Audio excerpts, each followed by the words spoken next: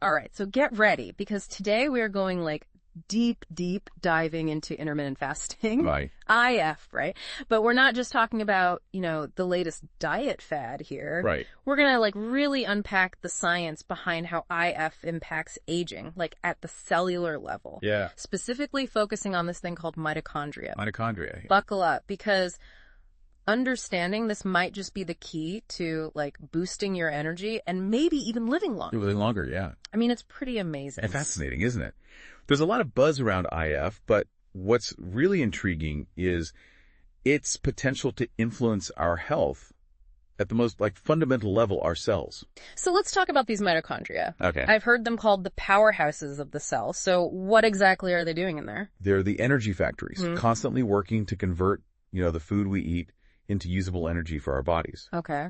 Think of them like tiny batteries that power everything we do. Okay, that makes sense. But I've also heard that these energy factories tend to get less efficient as we age. You do. Is that where IF comes in? Exactly. As we get older, those mitochondria don't function as well, producing less energy and generating more waste, or what we call oxidative stress. Ah, okay. It's like a car engine getting rusty over time. Oxidative stress. Yes. Okay, so how does IF help with this rusting engine problem? IF seems to trigger a process called autophagy, Okay. basically a cellular cleanup crew that gets rid of those damaged parts and reduces that oxidative stress. Think of it as a detox for your cells. A cellular detox. That sounds pretty good. Yeah. But how does IF actually work? I mean, is it just about skipping meals? It's more about strategically timing your meals. Okay. You cycle between periods of eating and fasting, and there are different methods. Right. For example, the 168 method Yeah, 168. involves fasting for 16 hours and eating within an 8-hour window. Right. The key is it's not what you eat, Yeah. but when you eat. So by changing when we eat, We can actually change how our mitochondria function. it seems that way. Really? Research suggests that IF can actually stimulate the creation of new mitochondria, Wow. a process called mitochondrial biogenesis. Okay. It's like building more energy plants to power up your cells. So IF helps clear out the old damaged mitochondria and then Yeah. actually helps build new ones. That's impressive. Uh-huh. Are there other ways IF impacts these cellular powerhouses? One of the key things IF does is boost a molecule called NAD+, And AD+. which is crucial for mitochondrial function. Okay. It's like giving those energy factories premium fuel to run more efficiently. Oh, okay. So we're clearing out the waste, building new mitochondria, and giving them better fuel. Right. Anything else? ISF also shifts your body's preferred fuel source from glucose, sugar, Yeah. to fat. Mm. This state, called ketosis, is a cleaner, more efficient energy source for the mitochondria, Okay. like a hybrid car switching to its electric motor. I like that analogy. And then there are sirtuins. Sirtuins. Those sound important. They are. What are they? Think of them as cellular repair crews. Mm. They help maintain the health and function of mitochondria, protecting them from age-related decline. Oh, wow. Interestingly, they're also activated by calorie restriction, Okay. which has been linked to longevity in several studies. So IF might be mimicking the benefits of calorie restriction. It seems that way. It seems like we're just scratching the surface of what IF can do. We are. The research is constantly evolving, and there's still much to discover about the intricate ways IF impacts our bodies. Yeah. But what we've seen so far is quite remarkable. This is really fascinating. So we've talked about IF cleaning up cellular waste, building new mitochondria, giving them premium fuel, and even activating repair crews. Right. What does this all mean for our overall health and longevity? Well, it suggests that IF could be a powerful tool for not just slowing down the aging process, Okay. but potentially reversing some of its effects. Reversing aging. Now that's something I want to hear more about. Let's dive deeper into that in the next part of our deep dive. Okay. Stay tuned to learn more about the incredible potential of intermittent fasting. Awesome. Welcome back to our deep dive into intermittent fasting. Right? Before the break, we were talking about how IF impacts those tiny powerhouses in our cells, The mitochondria. the mitochondria. Yeah. And it sounds like it could be a game changer for our health and longevity. It really is fascinating how such a simple concept, changing when we eat, can have such profound effects at the cellular level. And we were just starting to get into the potential for IF to actually reverse some of the effects of aging. Right. That's a bold statement. It is. Can you elaborate on that a bit? Of course. Remember how we talked about IF boosting NAD plus back? Well, that increased NAD plus not only improves mitochondrial function, but also activates those cellular repair crews. The sirtuins. The sirtuins. Yeah. These sirtuins play a key role in protecting our cells from damage and promoting longevity. So it's like IF is giving our cells a double dose of anti-aging power. In a way, yes. Wow. By enhancing both mitochondrial function and cellular repair mechanisms, AFEF creates a more resilient internal environment that's better equipped to combat age-related decline. That's incredible. Yeah. But it makes me wonder, are there any potential downsides or risks associated with IF? I mean, it sounds almost too good to be true. That's a great question. And it's important to approach any lifestyle change with a balanced perspective. Right. While IF has shown promising results in numerous studies, it's not a magic bullet, and it's not suitable for everyone. Sure. For example, individuals with certain medical conditions, pregnant women, or those struggling with eating disorders, Right. should consult with their doctor before trying IF. That makes sense. Yeah. Safety first, always. Always. But for those who are healthy and considering IF, Right. what are some things to keep in mind? It's crucial to listen to your body and start gradually. Okay. Don't jump into an extreme fasting protocol right away. Yeah. Begin with a shorter fasting window, like 12 hours, Oh. and gradually increase it as you feel comfortable. So easing into it is key. Yes. Are there any other tips for making IF a sustainable part of your lifestyle? Staying hydrated is crucial during your fasting periods. Okay. Drink plenty of water, herbal tea, or black coffee. Right.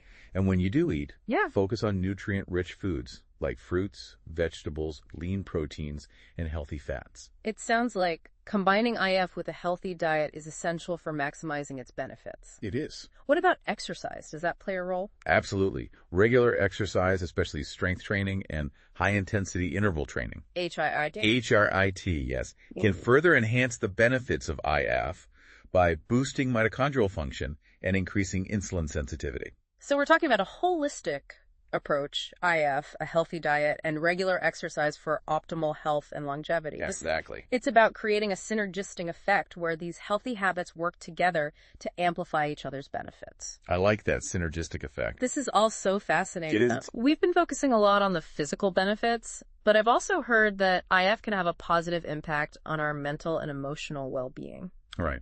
Is there any truth to that? There's growing evidence to suggest that IF can indeed influence our mental and emotional state. Remember how we talked about IF increasing BDNF, that brain-boosting protein? Yes, BDNF was like fertilizer for our brains. Exactly. Helping them stay sharp and healthy. Well, BDNF also plays a crucial role in mood regulation. Okay. Studies have shown that increased BDNF levels are associated with reduced symptoms of depression and anxiety. So by boosting BDNF, IF could potentially help us feel happier and more balanced? That's incredible. Yeah, it's pretty fascinating. And the benefits don't stop there. They don't. IF may also improve cognitive function, including memory, focus, and mental clarity. Right. Some people who practice IF report feeling more alert and energized throughout the day. Yeah, I heard that too. It's like a mental upgrade. It is like a boost. I'm starting to feel more energized just thinking about it. I know, right? But what about the emotional side of things? Yeah. I know some people experience mood swings or irritability when they first start fasting. They do. Any advice on how to navigate those challenges? Those are valid concerns, and it's important to acknowledge that everyone's experience of the IF is unique. Right. Some people adapt quickly, while others may experience some initial adjustments. Okay. Staying hydrated, getting enough electrolytes, and ensuring you're getting enough nutrients during your eating window can help minimize any negative side effects. Great tips. Yeah. It sounds like it's all about finding a balance and listening to your body. Exactly. IF isn't about deprivation. Right. It's about creating a healthy and sustainable eating pattern that works for you and supports your overall well-being. I can see that. No more obsessing over what to eat every few hours. But- That in itself could be a huge stress reliever. And that reduced stress can have a positive ripple effect on our emotional health. Oh, okay. Stress is a major contributor to inflammation and chronic disease. So anything we can do to manage stress levels is a win for our overall health. So we've got physical benefits, mental benefits, emotional benefits. We do. It seems like IF is a true trifecta for well-being. It really is. But before we get too carried away, I want to bring us back to the science for a moment. Okay. We talked about IF's impact on mitochondria, but are there other cellular mechanisms at play? Absolutely. IF influences a whole cascade of cellular processes beyond just mitochondria. Wow.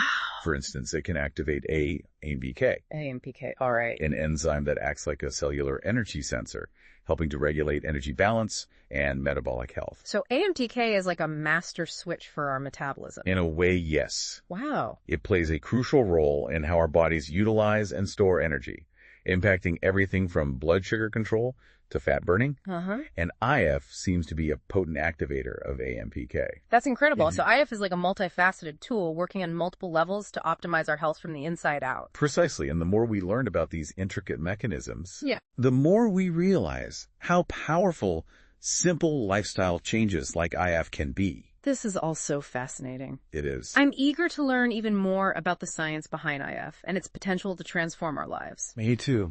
Stay tuned for the final part of our deep dive, where we'll explore the broader implications of this revolutionary approach to health and longevity. Sound good? Welcome back. We've been on quite a journey exploring intermittent fasting, from its impact on those microscopic powerhouses, the mitochondria, Right. to its potential for boosting our brain power and even helping us manage stress. And what's remarkable is that we're just scratching the surface. Yeah. The research on IF is constantly evolving, with new discoveries emerging all the time, adding to this already impressive list of benefits. It's like IF is a gift that keeps on giving. It is. But before we get too lost in the cellular details, I want to zoom out a bit and think about the bigger picture. Okay. We've been talking about the individual benefits, but could IF have implications for society as a whole? That's a great question, and it's one that researchers and policymakers are starting to consider. Imagine a world where chronic diseases like type 2 diabetes and heart disease become less prevalent, where healthcare costs decrease, and people have more energy and vitality throughout their lives. Yeah. That's the kind of impact IF could potentially have on a societal level. It's like a ripple effect, starting with individual health and extending outwards to impact communities and even global health. Exactly, and that's why it's so important to keep the conversation going, Right. to continue researching IF and its potential, and to educate people about the power of this simple lifestyle change. Knowledge is power, as they say. It is. And the more we understand about IF, the more empowered we are to make informed choices for ourselves and advocate for policies that support health and well-being. Absolutely. We've seen how IF can impact cellular health, boost energy levels, and potentially slow down aging, but there's still so much to explore. What are the long-term effects of IF? How does it interact with other lifestyle factors like sleep and stress management? These are questions that researchers are actively investigating. It's exciting to think about the future of IF research and the potential breakthroughs that await us. Yeah, for sure. But in the meantime, what can our listeners do to learn more and explore if IF is right for them? There are some excellent resources available online. Yeah. Books, articles, and even communities dedicated to IF. Right. I always recommend consulting with a healthcare professional Okay. to discuss your individual health goals and determine if IF is a safe and suitable option for you. That's sound advice. It's important to approach any lifestyle change with guidance and support. And remember, the journey to better health is a marathon, not a sprint. It's about making sustainable changes that fit your lifestyle and support your overall well-being. Right. IF can be a powerful tool, but it's just one piece of the puzzle. A puzzle that we're all piecing together one healthy choice at a time. Well said. And as we continue to dive deep into the world of health and wellness, Yeah. it is certainly a topic that deserves our attention and further exploration. This has been an incredible deep dive, and I want to thank you for sharing your expertise with us today. I think I speak for all our listeners when I say that we've learned a lot and are feeling inspired to take charge of our health. It's been my pleasure, and remember, the power to shape our health and our future lies within each of us. Yes. Let's keep learning, keep exploring, and keep striving for optimal well-being. Until next time, keep diving deep into the fascinating world around us.